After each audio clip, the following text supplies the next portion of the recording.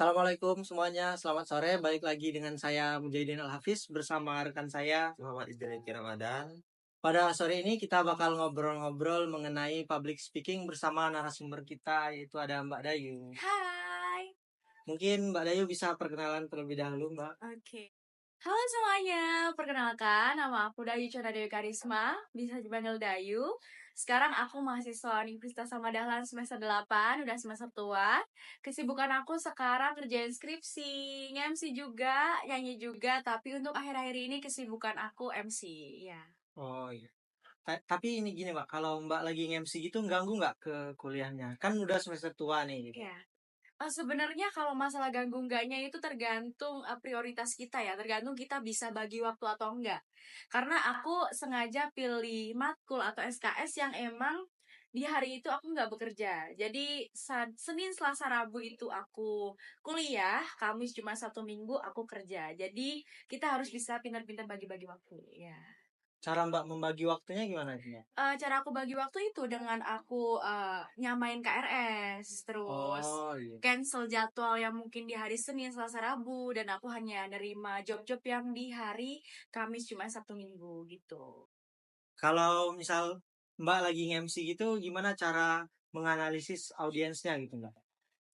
Kalau aku sendiri ngelihat dari mimik wajahnya ya.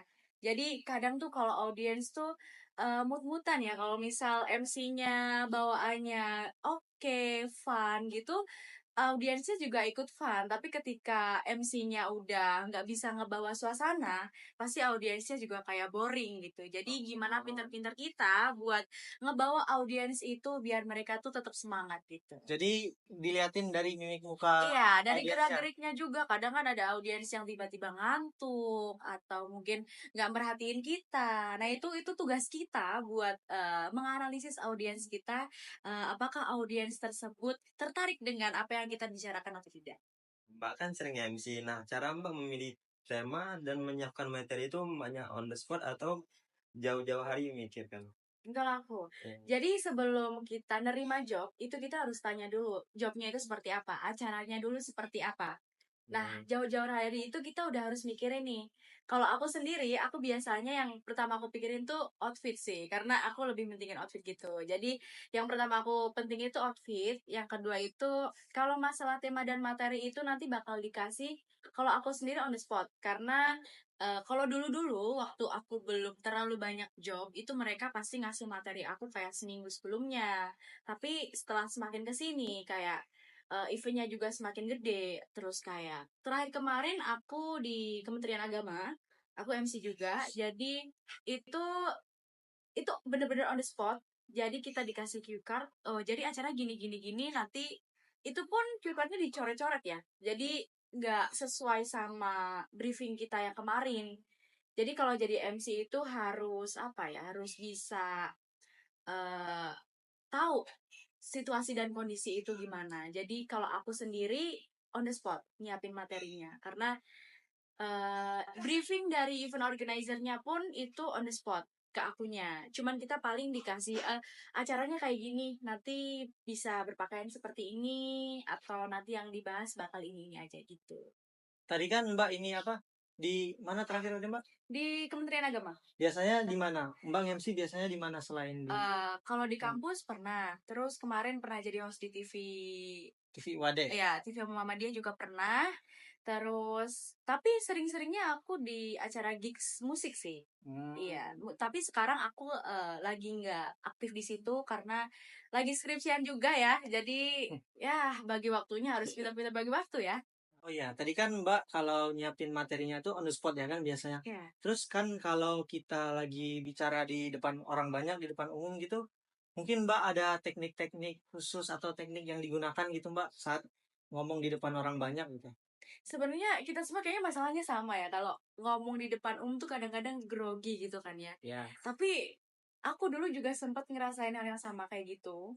Cuman grogi itu akan tetap ada walaupun kita udah di panggung besar, udah banyak kerjaan, banyak job. Tapi tetap kalau grogi itu emang manusiawi. Jadi Ya. kalau cara kita buat nyikapin gimana biar nggak grogi itu ya dengan kita percaya diri.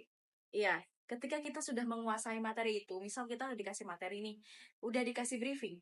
biasanya kalau di kampus itu lebih enak briefingnya, cuman lebih detail gitu kan. Ngasih taunya beberapa kali sampai kita paham. Tapi kalau kita udah kerja di luar, itu biasanya lebih kayak dikasih tahu sekali, ngerti nggak ngerti, kamu harus ngerti gitu.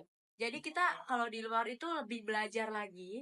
Jadi kita tuh bisa kayak menganalisis gimana caranya diri kita sendiri buat biar rasa grogi itu tuh nggak menguasai diri kita. Iya, jadi yang penting tuh kita percaya diri, yang pertama percaya diri, terus menguasai materi, terus kita juga harus tahu audiens kita itu seperti apa.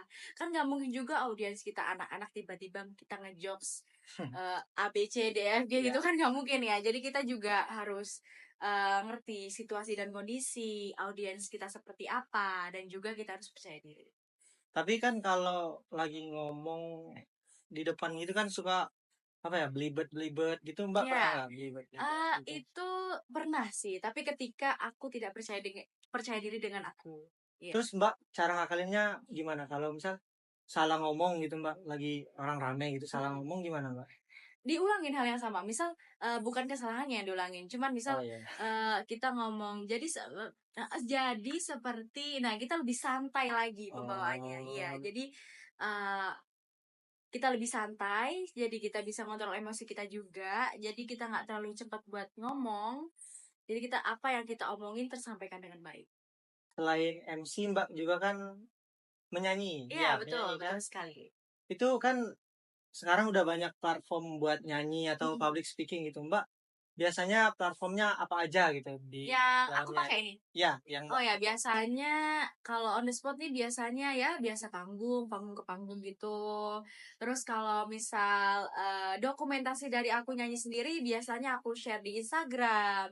Terus aku share di kadang di YouTube juga dan kadang di TikTok TikTok. juga. Ya.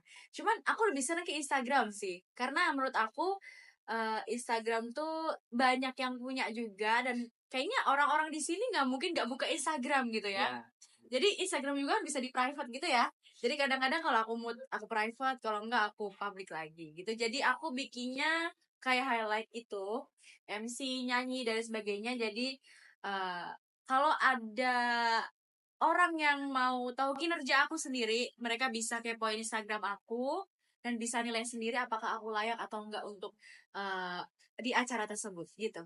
Jadi cara mereka apa buat manggil Mbak sebagai MC atau nyanyi itu dari ngeliat Instagram Mbak Iya, gitu ya. bisa ngeliat Instagram atau dari mulut ke mulut.